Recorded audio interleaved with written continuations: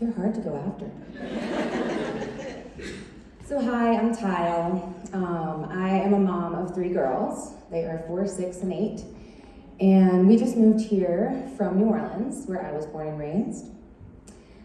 I can't begin to tell you about the love affair I have with New Orleans because it would take a lot longer than 5 minutes, and that's what I have. But I will tell you that I love her like she's a human, because she is everything beautiful about being human.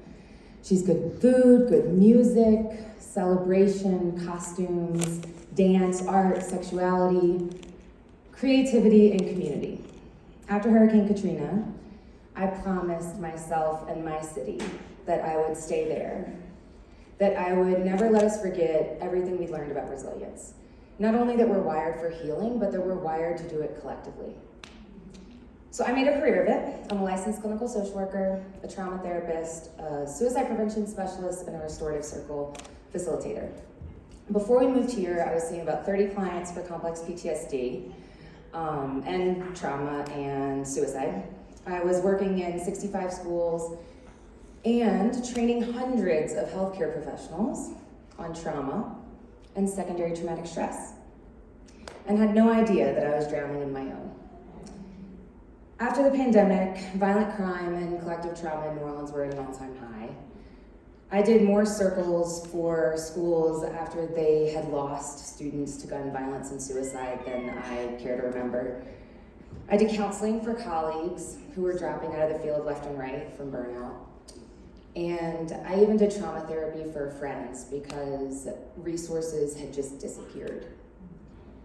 It was when the violent crime and the trauma landed quite literally on our doorstep that my husband Blake asked me to step back from work. And I absolutely refused. I wouldn't do it. Just like in 2021, when he insisted that we evacuate when a Category 5 hurricane was headed straight for the city. I essentially told him that I was too busy healing New Orleans to leave her, and he essentially told me that we had 3 girls to think about. That was not the first time that I ignored a real threat. So that hurricane hit and caused more damage. It hit 16 years to the day after Hurricane Katrina. And it caused so much damage that the city was out for 5 weeks. I'm embarrassed when I think about all the times that I put my work before my family. But it's hard. We get wrapped up in self-sacrifice and in suffering. In relationships, especially as women, that are unhealthy, codependent, traumatic, even abusive. I don't know about you, but I was taught to silence my needs, to ignore my body, to put others first, focus on their feelings, give unequivocally, and do it with a smile.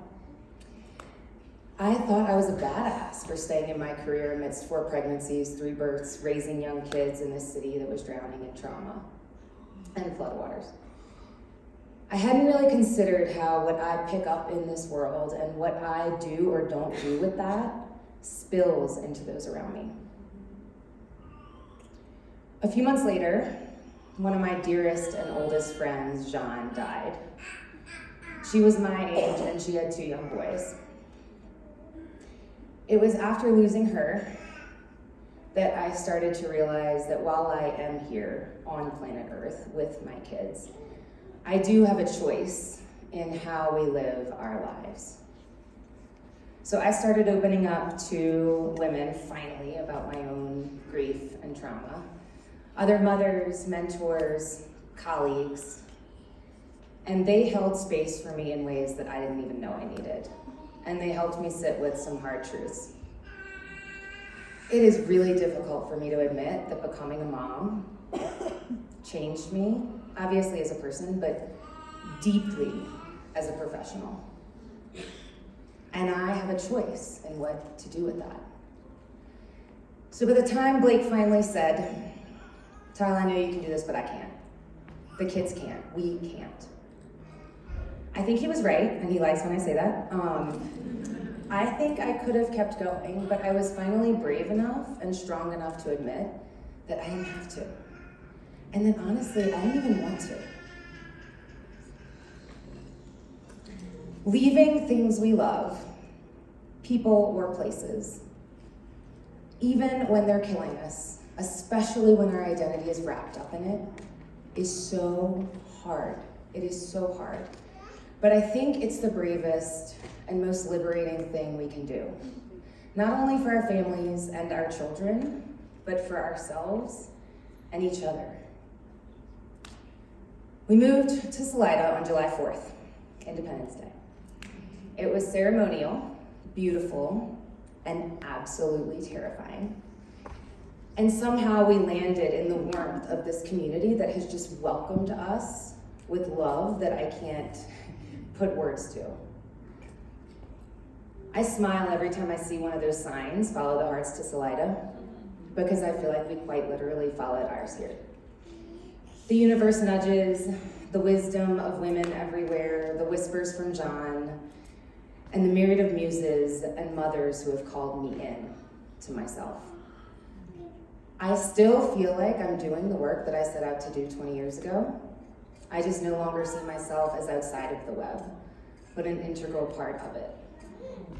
Collective healing is only possible if it includes each and every one of us. Thank you for being our landing pad, Salida.